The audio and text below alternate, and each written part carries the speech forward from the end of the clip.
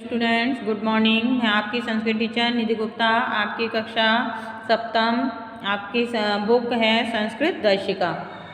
आपका पाठ चल रहा है लेसन 10 वैज्ञानिक जगदीश चंद्र बसु। जगदीश चंद्र बसु के बारे में हम आपको यहाँ तक सह अलंकृता यहाँ तक आपको पढ़ा चुके हैं। ठीक है, अब आगे चलेगा। एतस्य महानुभावस्य जन्म बंगप्रान्तस्य एकस्मिन् ग्रामे 1858 तमे ईशाब्दे अभवत्। इस महानुभाव का जन्म बंगाल प्रांत के एक गांव में 1858 ईस्वी वर्ष में हुआ था। स कोलकाता विश्वविद्यालय भौतिकीं शास्त्रम अधीतवान। उन्होंने कोलकाता विश्वविद्यालय में भौतिकी शास्त्र का अध्ययन किया। एवमेव उच्च शिक्षायै स आंग्लदेशम इंग्लैंड अगच्छत्। इस प्रकार उच्च शिक्षा के लिए वह आंग्ल देश यानी अंग्रेजों के देश इंग्लैंड गए। कैम्ब्रिज विश्वविद्यालय परिश्रमेण अध्ययनं कृत्वा स उपाधिं प्राप्तवान। कैम्ब्रिज विश्वविद्यालय में मेहनत से अध्ययन करके उन्होंने उपाधि प्राप्त की। पुनः स्वदेशम आगत्य कोलकाता नगरस्य प्रेसिडेंसी महाविद्यालय से प्राध्यापक रूपेण कार्यं कृतवान। और फिर अपने देश में आकर जब उन्होंने वहाँ उपाधि प्राप्त कर ली, डिग्री प्राप्त कर ली, तब उसके बाद वो अपने देश आकर कोलकाता नगर के प्रेसिडेंस महाविद्यालय में उन्होंने प्राध्यापक यानी प्रिंसिपल के रूप में उन्होंने प्रधानाचार्य के रूप में कार्य किया।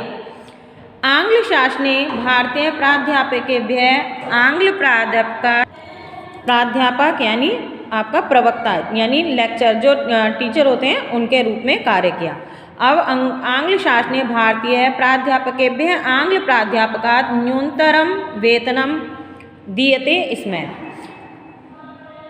अंग्रेजी शासन में भारतीय प्राध्यापकों के से जो भारतीय प्राध्यापक थे यानी जो भारतीय टीचर थे, अध्यापक थे, वो अंग्रेजी अध्यापकों से उनका न्यूनतम वेतन, उनका वेतन कैसा मतलब जो सैलरी थी वो बहुत कम थी, उन्हें बहुत कम देते थे। अंग्रेजी शासनकाल में भारतीय अध्यापकों को अंग्रेजी अध्यापकों से कम वेतन देते थे। किंतु जगदीश चंद्र बसु इदम अन्यायम न असहत। किंतु जगदीश चंद्र बसु ने यह अन्याय नहीं सहा। स वेतनम अस्वीकृत्य स्वाधिकाराय संघर्ष कृतवान।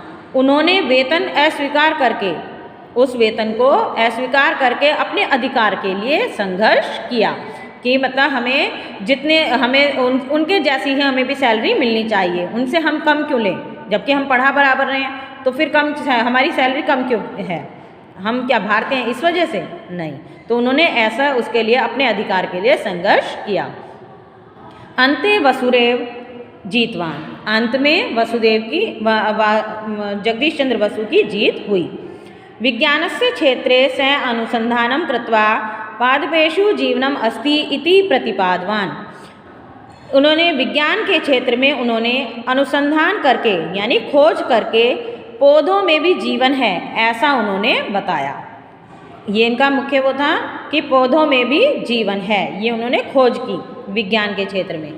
ठीक है, उन्होंने पौधों में भी जीवन है ऐसा बताया। पादपा अपि सुखस्य दुखस्य च अनुभवं कुर्वन्तः प्रसन्ना दुखिता भवन्ति। कि पौधे भी सुख और दुख का अनुभव करते हुए सुखी और दुखी होते हैं। प्रारंभ काले जना तस्मिन् विश्वासं न अकुर्वन्। शुरू में तो प्रारंभ काल में तो लोगों ने उन पर विश्वास नहीं किया। स्वविचारं प्रमाणयितुं वसुदेव महोदय कैस्ट्रोग्राफ नामकं यंत्रम आविष्कृतवान। अपने विचार को प्रमाणित करने के लिए वसुदेव महोदय ने कैस्ट्रोग्राफ नामक यंत्र का आविष्कार किया। कौन से यंत्र का आविष्कार किया? कैस्ट्रोग्राफ। ठीक है। अनेन यंत्रेण प्रमाण्यते यत् पादपेषु हृदयो भवति। इस यंत्र के द्वारा प्रमाणित हुआ कि पौधों में भी हृदय यानी दिल होता है। पादपा अपि अनुभवं कुर्वन्ति। पौधे भी अनुभव करते हैं। अनेन आविष्कारेण जगदीश चंद्र बसु प्रसिद्धो भूत्वा वैज्ञानिक जगति उन्नतम स्थानम अलभत। इस प्रकार अपने आविष्कार के द्वारा जगदीश चंद्र बसु प्रसिद्ध होकर वैज्ञानिक जगत में, संसार में उन्होंने उन्नत स्थान प्राप्त किया, ऊंचा स्थान प्राप्त किया। अस्माकं देशस्य युवका विज्ञान क्षेत्रे अपि प्रसिद्धिं प्राप्नुवन्ति। हमारे देश के युवक विज्ञान के क्षेत्र में भी उन्होंने प्रसिद्धि प्राप्त की। ऐसा तस्य आसीद अभिलाषा, ऐसी उनकी इच्छा थी कि हमारे देश के युवक जो है वो भी विज्ञान के क्षेत्र में प्रसिद्धि प्राप्त करें। ये उनकी इच्छा थी, अभिलाषा थी। स अस्माभि प्रणम्य अस्ति, उनको हमारे द्वारा प्रणाम है। ठीक है, हम सब उनको प्रणाम करते हैं। ये आपका चैप्टर हो गया complete. Thank you, have a nice day. इसे आप पढ़ेंगे, ठीक है, अपने आप भी रीड करेंगे। जो आपको नहीं समझ में आता है उसे आप पूछेंगे। Thank you, have a nice day.